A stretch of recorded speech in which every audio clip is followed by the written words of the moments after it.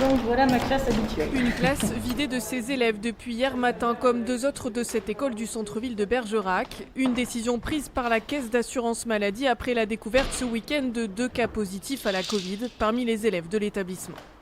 Nous les adultes, on n'a pas été déclarés cas contact parce qu'on a les masques, bon, qu'on se lave les mains régulièrement. Mais c'est vrai que le fait que les enfants soient en contact pendant une durée assez longue et sans masque fait de tous les élèves des cas contacts, justement des cas détectés positifs.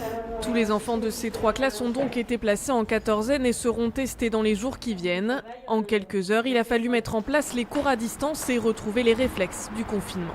Donc il y a le travail en mathématiques, donc pour expliquer un petit peu aux parents comment faire avec du matériel qui est prêté.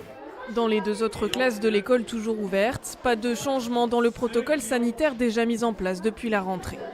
On essaie de faire classe et puis on essaie surtout de montrer aux élèves que la vie continue. On essaie de faire en sorte de faire le travail à l'école plutôt qu'à la maison en distanciel, comme ils l'ont connu déjà pendant 2 mois. Donc voilà. Moi je suis soulagé d'avoir encore ma classe pour pouvoir continuer comme ça.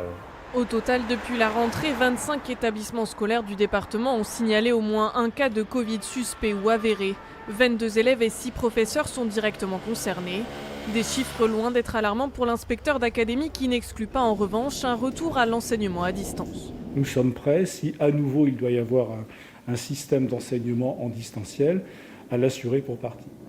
Je crois que ce n'est vraiment pas le souhait. Dans nos écoles, nos collèges et nos lycées, on est dans un environnement parfois beaucoup plus protecteur qu'à l'extérieur. Privilégier l'enseignement en présentiel tout en limitant la propagation du virus, la vigilance risque d'être de mise encore plusieurs semaines dans les établissements scolaires.